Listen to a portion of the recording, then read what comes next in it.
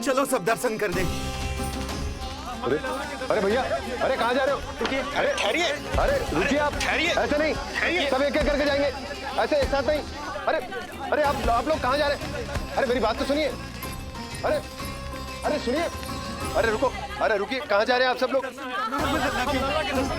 रुकिए, एक साथ नहीं, देखिए एक एक करके। अरे सुनिए सुनिए, अरे शांत हो जाइए आप सब लोग, धीरज धरिए।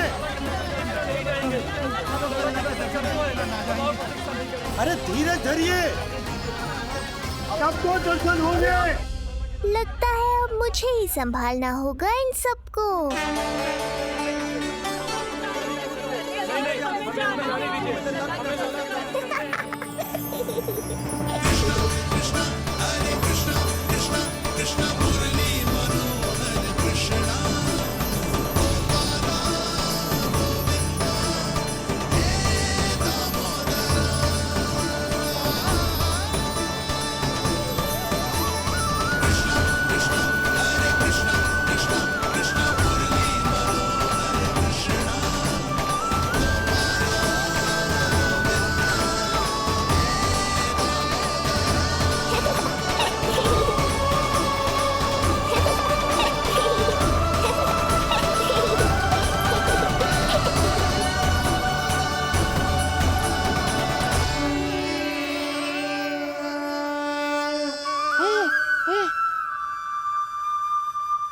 जे ही तो है वो तारनहार।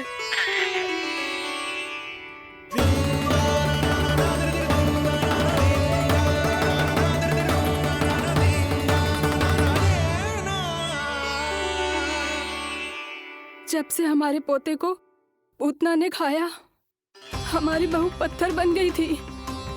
आज पहली बार आपके लल्ला को देखकर जैसे जीवन लौट आया है इसमें। जसोदा रानी, आपका लल्ला आशा की किरण बन के आया है। सूरज सा चमकेगा ये। कोई दुष्ट, कोई राक्षस इसे हानि नहीं पहुंचा पाएगा। और कभी किसी ने प्रयास भी किया तो उसका परिणाम वैसा ही होगा जैसा पूतना का हुआ था।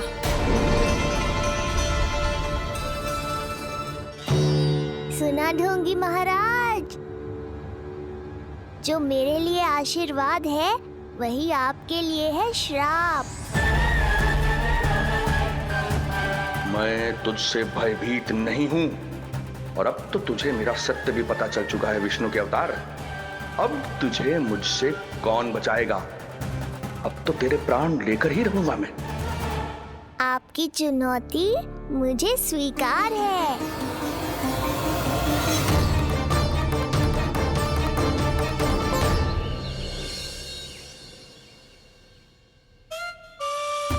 हे प्रभु। क्या हुआ श्रीधर महाराज? आइए नंद महाराज। पीड़ा गई ना अभी आपकी? गई? उल्टा स्तन को आश्रम समझकर यहीं बस गई है। 1 सप्ताह का समय होने को आ रहा है, अब तक तो आपको स्वस्थ हो जाना चाहिए। मैं बैद जी को संदेशा भिजवाकर बुलवा लेता हूँ। वो पुनः आकर आपको देख लेंगे, क्या पता औषधि बदलने से लाभ हो। सही कहा बाबा, और कड़वी औषधि चाहिए इन्हें। नंद,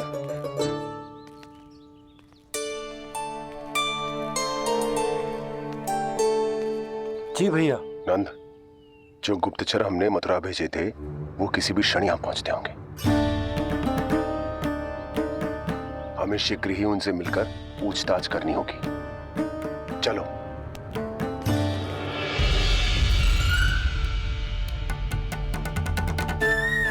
उनके गुप्तचर मथुरा से वापस आ रहे हैं। यदि उन्हें मेरे बारे में पता चल गया होगा तो मुझे किसी भी तरह अपना कार्य आज ही पूर्ण करना होगा।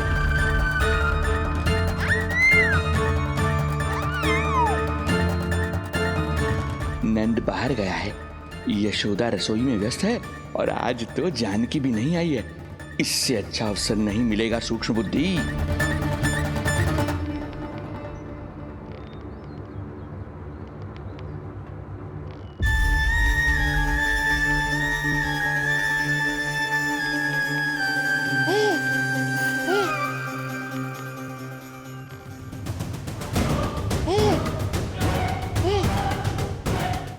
दिव्यता मेरी बुद्धि के पंजे में फंसकर ऐसे फड़फड़ाएगी जैसे फड़फड़ाना बाद में, पहले मेरी रक्षक से तो बच के दिखाओ बुद्धिराज।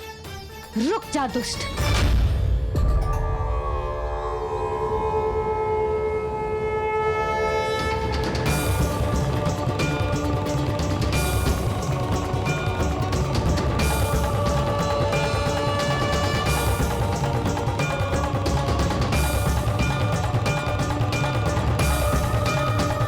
इतनी शीघ्र भेद खुल गया क्या मेरा? लगता है आज बेलन से पिटाई होगी। इतनी सी इच्छा? ठीक है, पूरी कर दूंगा।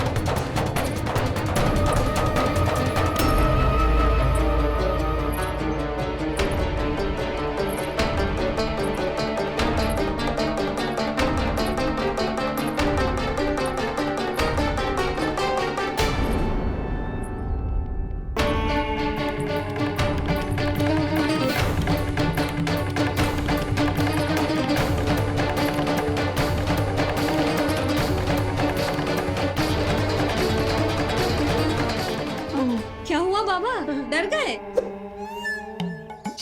जे आपके लिए ना है, जे तो उस मधुमक्खी के लिए। कब से घूम रहे है? जाने कहाँ से आ गए? आप ही बताओ, ऐसे कैसे घूमने दूं? मेरे लल्ला को डंक मार दे तो? हाँ लल्ला, क्या सोचो उस मधुमक्खी ने? मेरे लल्ला के आसपास घूमेगी और मैया देखती रहेगी। हाँ नहीं तो? झूठ बोला तो मधुमक्खी से भी बुरी दशा हो जाएगी ढोंगी महाराज। बाबा वैसे आप यहाँ क्या कर रहे हो मेरे लल्ला के पास? वो हम बेटी अरे हाँ, आप भोजन खाने आए होंगे। हाँ। आज तनिक विलंब होगा बाबा। हाँ। वो जानकी ना आई, जे सब गोपियाँ जमुना जी के तट पर जा रही हैं। हाँ, जमघट करेंगी सब, बेरियां तोड़ के खाएंगी इसीलिए। फिर तो बेटी यशोदा तुम्हें भी जाना चाहिए, क्योंकि तुम तो घर से बाहर निकलती ही नहीं हो। सही कहा ढोंगी महाराज, अब मुझे ही कोई लीला रचनी पड़ेगी। नीलमणि, ओ नीलमणि।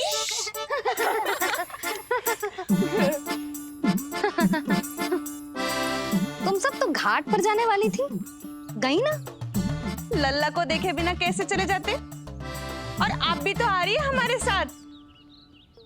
लल्ला, कौन आया है? हाँ, तू बुलारो था ना, इसलिए हम सब के सब चले आए तुझसे मिलने। मैं कहीं ना जा रही। जा कैसे नहीं रही आप भी चलेगी हमारे साथ जैसे पहले चलती थी। अरे पूछ ना रही हूँ जशोदा जी, बता रही हूँ। अरे हम भी तो यही कह रहे थे, मतलब जाना चाहिए तुम्हें। मैं भी तो यही कह रही हूँ कि मैं नीलमणि को छोड़ के कहीं ना जा सकती। जे अभी तक यही धरना दिए हुए हैं। अरे कुछ भी मती बोलो, और जो बोलो तनिक धीरे बोलो, लल्ला उठ जाएगो। ना भाभी ना उठेगो, जो प्रतिदिन ऐसे ही और इसी समय गहरी और लंबी निद्रा लेते है। लेनी पड़ती है ताकि मैया को भी थोड़ा समय मिल जाए। लो, फिर क्या समस्या है? जब तक ये सो रहे है, आप चली चलो हमारे साथ। सो रहे है तो क्या हुआ? मैं लल्ला को अकेला छोड़ के ना जा सकती। अकेला कहाँ है यशोदा, हम हैं ना इसकी सुरक्षा के लिए। जाओ जाओ जाओ। और नहीं तो क्या, बस बैठकर निवाला तोड़ेगे तो इन्हें भी अच्छा ना लगेगा। कुछ तो करे, है ना महाराज? बालक के साथ साथ इसे भी मार कर ही जाऊंगा। ना, मैं मान भी जाऊं, किंतु मेरे भीतर जो मैया का मन है ना, वो ना माने को। मुझे क्षमा करो, तुम सब जाओ।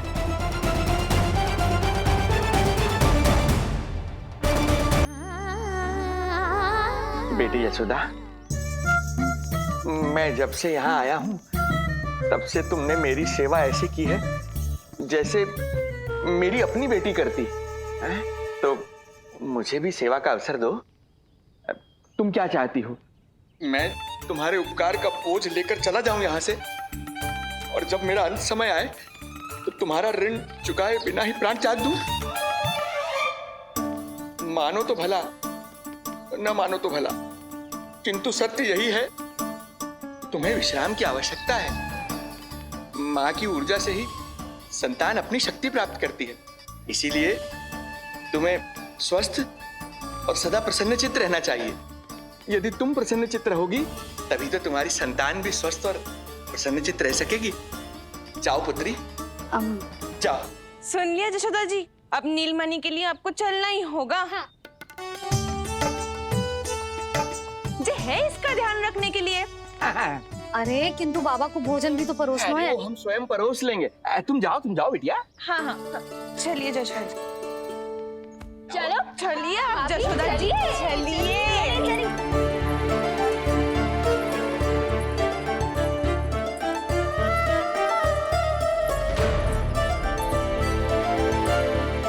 कुछ पल के लिए तो मेरी चिंता छोड़ो मैया और जीवन का आनंद लो। तब तक मैं इनको संभालता हूँ।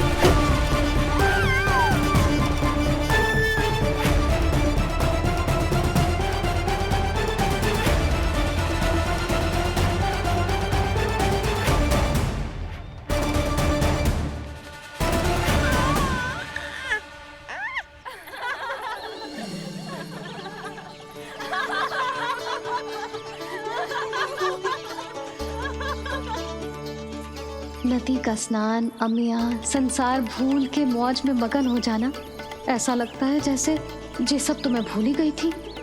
आज कितने दिनों बाद वही आनंद फिर से अनुभव करूंगी मैं।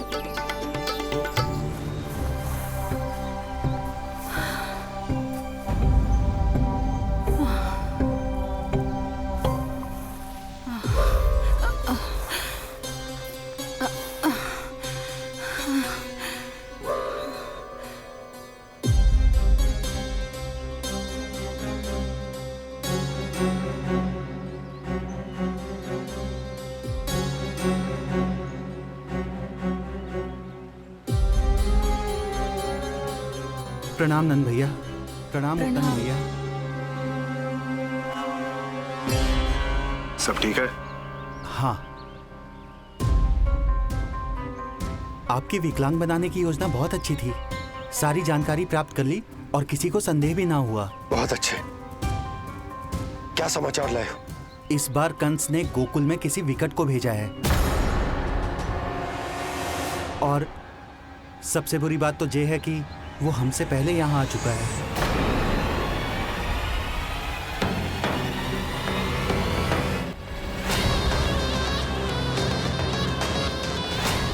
अब वहीं खड़े रहोगे क्या ढोंगी महाराज? नहीं, अब मैं तेरे निकट आऊंगा और उस महत्वपूर्ण कार्य को पूर्ण करूंगा जिसके लिए मित्र कंस ने मुझे यहां भेजा है। निसंदेह अत्यधिक समय लग गया, किंतु अंततः वो क्षण आ ही गया जब मैं तेरा अंत करूंगा।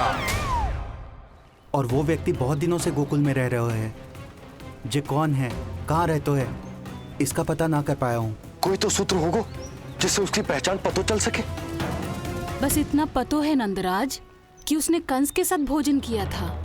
उस दिन विशेष व्यंजन बनाने का आदेश मिलो था हमें। तुमने देखो था उसे? कैसे वस्त्र पहने थे, कैसे शस्त्र हैं उसके पास? कोई ना कोई शस्त्र तो अवश्य होगा इस घर में।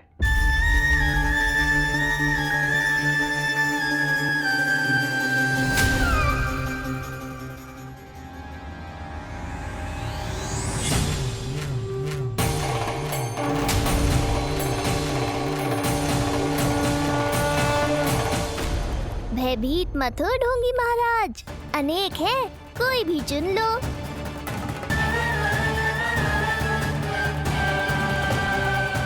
सूक्ष्म बुद्धि को किसी शस्त्र की आवश्यकता नहीं। तेरे लिए तो मेरे हाथ ही पर्याप्त हैं।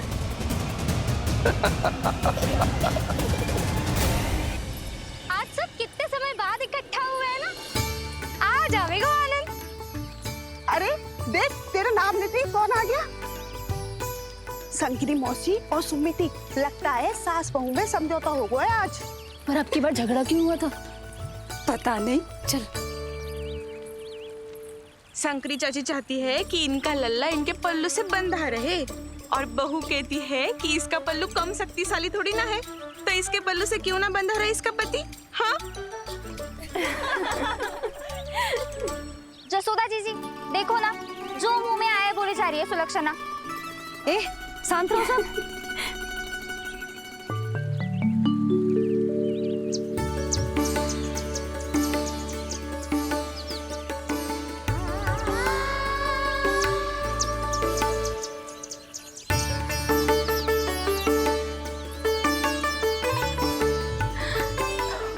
उन्हें देखकर लल्ला की स्मृति आ गई ना।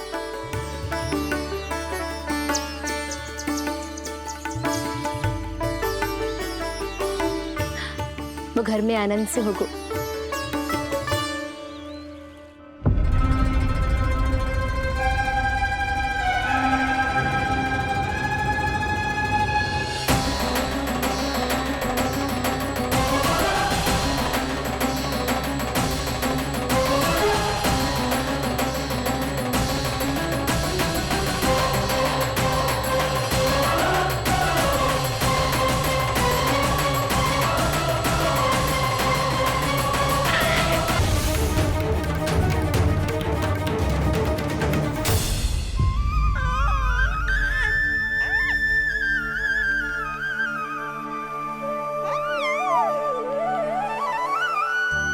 तेरी आंखें देखकर मुझे ऐसा प्रतीत हो रहा है जैसे मैं किसी शांत सागर में डूब रहा हूं, गहरे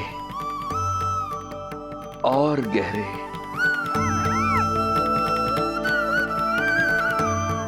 तेरी मुस्कुराहट तो ऐसी है जैसे प्रसन्नता की कोई लहर मेरी ओर बढ़ी चली आ रही है। और ये आभा, ये तो इतनी मनमोहक है कि मन कर रहा है स्वयं को न्यौछावर कर दूं मैं तुझ पर। लो कर लो बात, मेरे प्राण लेने आए थे, अब स्वयं ही न्यौछावर हो रहे हो।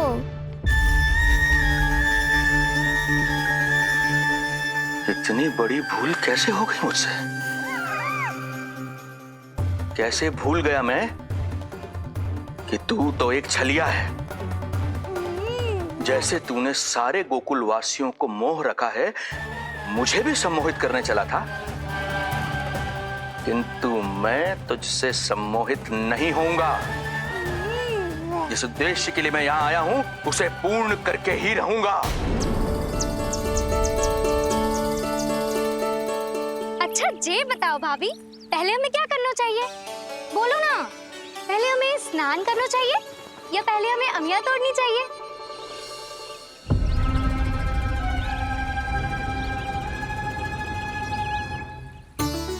जेरा, ये तेरे बाव के पास पड़ा एक पत्थर। हाँ, ये पत्थर तो बहुत बड़ा है।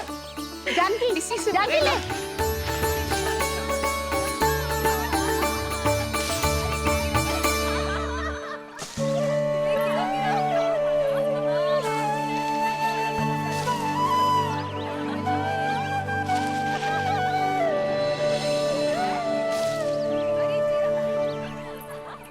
क्या होगा भाभी? कहाँ खो गई? भाभी क्या होगा? आप भी ध्यान दो ना, पेट में चूहे कूदे हैं। मुझे अचानक विचित्र सा लग रहा है। सब ठीक तो होगा ना?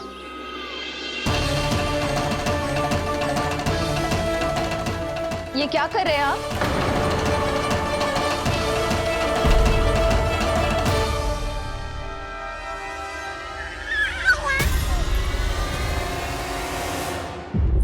ये नीलमणि के पालने के पास क्यों आना पड़ा आपको?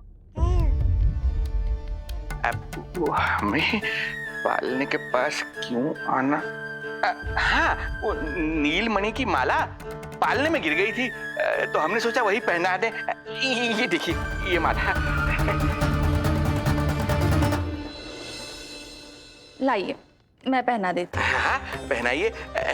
वैसे आपको क्या लगा कि हम बालक को कोई क्षति पहुंचाना चाहते हैं? अरे ऐसा कैसे कर सकते हैं? हम तो उसके नाना जैसे हैं, तभी तो यशोदा हमें इसके पास छोड़कर गई है। बहुत विश्वास करती है वो हम पर।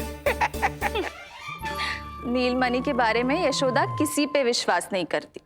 अच्छा, पहनाइए पहनाइए।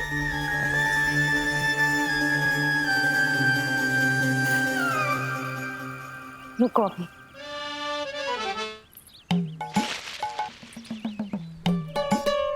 प्रभावती चाची, आप तो कह रही थी कि जशोदा भाभी का एक भी निशाना ना चूकता, पर आज तो एक भी ना लग रहा है। लगता है आज तो बिना आम खाए घर जाना पड़ेगा। पहली बार लल्ला से इतनी दूर आई हूँ ना, मन लौट लौट के उसी के पास जा रहा है। मुझे ना नीलमणि की चिंता हो रहा है, शायद इसीलिए निशाना ना लग रहा हो। अरे महाराज को छोड़ के आई हो ना तुम लल्ला के पास, और आते आते रोहिणी रानी को भी तो बोला है ना, कहा था कि नहीं? और नहीं तो क्या, इसलिए आप वहाँ की चिंता छोड़ो जशोदा जी, यहाँ ध्यान दो। जे बित्ते भर की छोरिया नाम में बट्टा लगा रही है। हाँ जी, लगाओ आम पे निशाना और दिखा दो कि नीलमणि की मैया हो। ये पत्थर चाहे भी ना तो अभी आपका निशाना चूक ना सके। हाँ जी, वरना लल्ला के कहेगा कि मैया ऐसे ही वापस आ गई, एक काम भी ना ले पाई। तो ये बात है, तो दो फिर पत्थर दिखाती हूँ मैं भी कि नीलमणि की मैया क्या कर सकती है।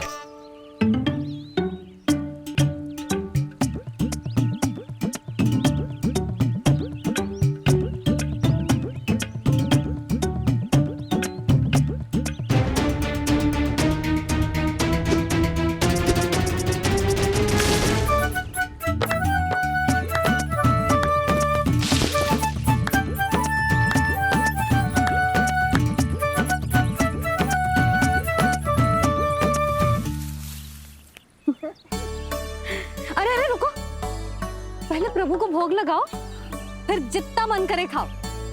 और पेट भरे तो लेट जाओ।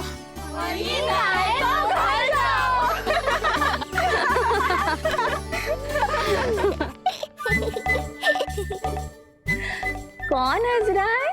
हाँ?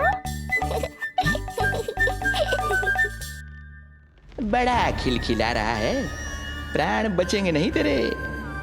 आपने मेरी मैया को प्रसन्न किया है, इसका फल आपको अवश्य दूंगा मैं। मुझे फल देने चला है तू? अरे दूंगा तो मैं तुझे, वो भी मृत्यु। इसका अर्थ है लल्ला के प्राण संकट में है और हमें उस षड्यंत्रकारी के बारे में कचू पतोना है। भैया, हमें लेख पत्र जांचने होंगे।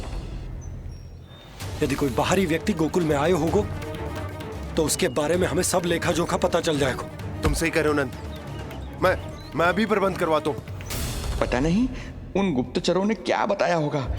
यदि नंद को मेरे बारे में कुछ भी पता चल गया तो नहीं, समय रहते ही कार्य समाप्त करना होगा।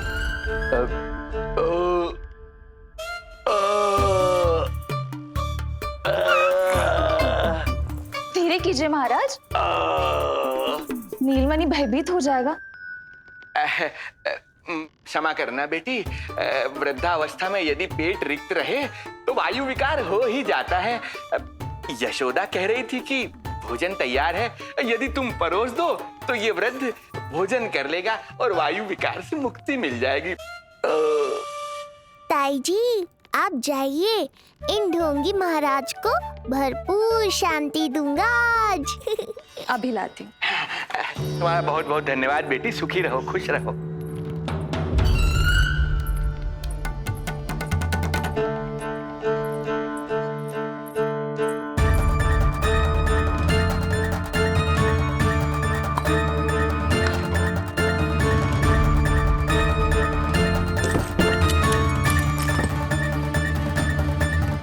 अब कौन बचाएगा तुझे?